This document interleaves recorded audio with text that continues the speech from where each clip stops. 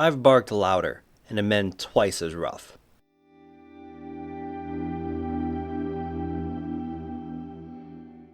Hello, and welcome to Visions of the Past. My name is Andrew, and I'm the host of this Assassin's Creed lore podcast. This is episode 34, and we're talking about the pirate that gave us that quote, Anne Bonny.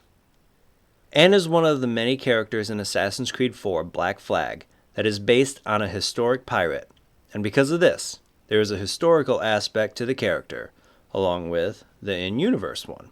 Historically, not a lot is known about Anne Bonny. She's believed to have been born near Cork, Ireland, sometime around 1700, though one source gives us a birth date of March 8, 1697. And she is the daughter of Mary Brennan and her employer, William Cormac. When Cormac moved to London, he dressed Bonny up as a boy, calling her Andy. Once Cormac's wife discovered that Bonny was his illegitimate child, he moved to the province of Carolina, taking both Bonny and her mother with him. Bonny's mother would pass when she was 12, and at the age of 13, she was considered a good catch, even though she had a fiery temper and supposedly stabbed a servant girl with a knife. After she married a poor sailor and a small-time pirate by the name of James Bonny, William disowned her. Sometime between 1714 and 1718, the Bonnies moved to Nassau, where James was an informant for Governor Woodes Rogers about other pirates in the area. Bonny was not pleased with her husband's new line of work and started mingling with pirates in the taverns of Nassau. Here, she would meet Calico Jack Rackham and become his lover. After attempting to pay her husband James for a divorce, which he refused, this would cause Bonny to run off with Rackham and become part of his crew. During this time, she would disguise herself as a man. The only two on board that knew she was a woman were Calico Jack and Mary Read. That lasted until it was clear that Bonny was pregnant. After giving birth to a son, Bonny would return to the pirate life.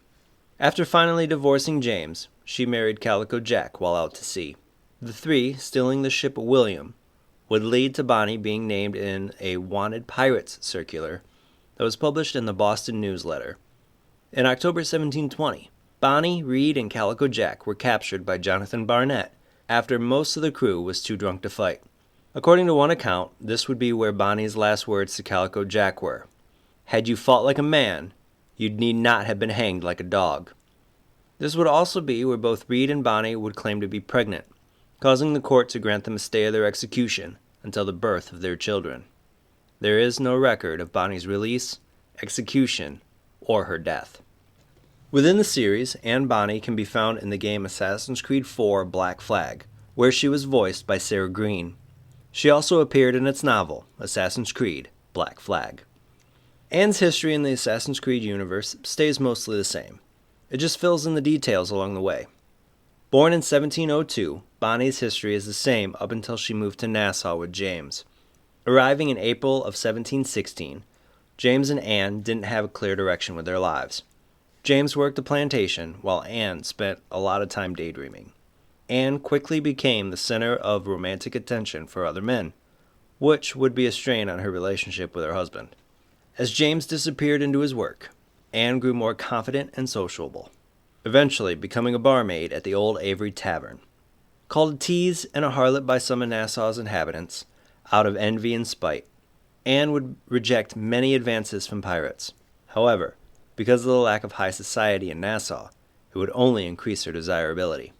Anne met many famous pirates during her time at the Avery. Jack Rackham, in particular, showed a romantic interest in her from the first time they met, which was in January 1718. Eventually, Anne would fall for Rackham.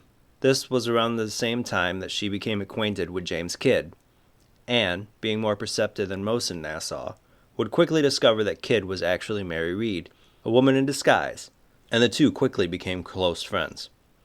Rackham believed that the two were flirting, but, to save the conflict, Mary would inform him of the ruse. When James Bonny found out about Anne's infidelity, he attempted to have her arrested and whipped. In response, Anne asked for an annulment of the marriage, and Rackham would offer to pay for the divorce. However, James would not agree. Deciding to escape Nassau, Anne, Calico Jack, and Mary commandeered the William on August 22, 1720, with a plan to execute enough robberies to settle down and live on the gold they stole. It went well for them for a few months, until one night only Anne, Mary, and one other man was able to resist the authorities, as Rackham and the rest of the crew lay below deck, passed out from drink. The crew was arrested and imprisoned in Port Royal, Jamaica. Rackham would be tried and convicted of piracy and hung on November 18th. At their trial, 10 days later, Anne and Mary were also sentenced to hang, but they were able to delay their punishment with the reveal of their pregnancies. British law at the time would not allow for them to be executed, so they were put back into jail, where they would stay until they gave birth. Roughly 4 months later, Mary gave birth to her child, which was immediately taken from her. Worried for Mary's health, Anne would try to convince the guards into getting help, but they refused. Mary and Anne would be rescued, though, by Edward Kenway and Atabai. Atabai led Anne to safety while she started to feel her contractions. Edward would start to carry Mary out of the prison, but an infection had taken a toll on her body that would cause her death before they could even get her out of the prison. Anne was taken to Tulum, where she gave birth to a boy, but he passed away shortly after. These losses would push Anne into a deep depression. It wouldn't be until her reunion with Edward that she would begin to recover. After Adewale joined the assassin brotherhood, Anne became the quartermaster on the Jackdaw under the command of Edward Kenway, helping him hunt Bartholomew Roberts and Templars Woodes Rogers and Lorano Torres. Starting the hunting in May 1721, Edward and Anne would meet with Anto, the assassin bureau leader in Kingston.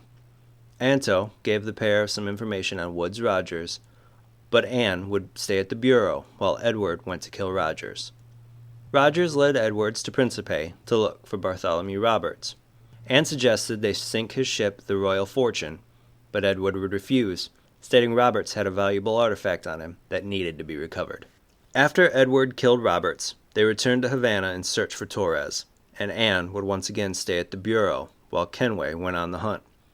Once he returned to the bureau, Edward would learn that Torres was headed to a location known only as the Observatory. Telling the Havana bureau leader, Rona, to inform Atabai of his intent, Edward and Anne would give chase. Once they arrived to the location, Anne went ashore with Edward to help him free the native guardians from the soldiers under Torres's command. After they made it to the observatory's entrance, Edward told Anne to remain outside to guard the crystal skull that he carried with him. After the death of Torres, Anne would head into the observatory with Atabai and Adewale to see the crystal skull reinserted into its rightful place. Anne would then travel with Edward to Great Inagua and wait with him as he awaited the arrival of his daughter, Jennifer Scott. Edward invited Anne to England with him, but she refused, stating that she wouldn't be welcome there. When asked if she'd stay with the assassins, she said she believed that she didn't have the necessary conviction, even if she was sympathetic to their cause. As the ship carrying Jennifer entered the cove, Anne reassured Edward that she considered him a good man, and that he would prove himself a good father in time. And as Edward headed to meet Jennifer, Anne would start to sing the Parting Glass, a traditional Scottish song that is also popular with the Irish. I love Anne as a character. She doesn't take lip from anyone and can hold herself in a fight. Even though it was her time in Nassau and meeting Mary that would start the transformation into what she became, it was no one but herself that did the things that she did to make her name on her own merit and no one else's. She might have been rough on the outside, but it was clear that she cared deeply for her friends. Being present for Mary's death and then losing her own child hit her really hard, but joining the Jackdaw as its quartermaster helped her heal. I do wish we had more time with her, though. She seemed to have the potential to grow into her character and her abilities.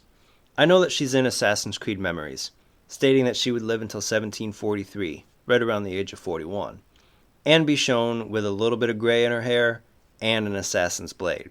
But that information is not readily available unless you're on iOS, which I'm not, making her story after Black Flag difficult to find. I would have personally liked to see her travel to England with Edward, or start to work with him when he set up his merchant fleet, but I get the reason for her not wanting to go with him. If you are wondering, she is not related to Shay Cormac, even though they shared the same last name and were both Irish. Thank you for joining me today. Be sure to tune in every Tuesday for new episodes. If you love the Visions of the Past podcast, I'd love for you to subscribe, rate, and give a review on Apple Podcasts. If you have any questions about Assassin's Creed or topics that you'd like me to cover, please feel free to hit me up on Twitter and Instagram at visions_AC, and you can find those links in the show notes below. Until next time, my assassin friends, make sure to follow the creed, and to those Templars listening, may the Father of Understanding guide you.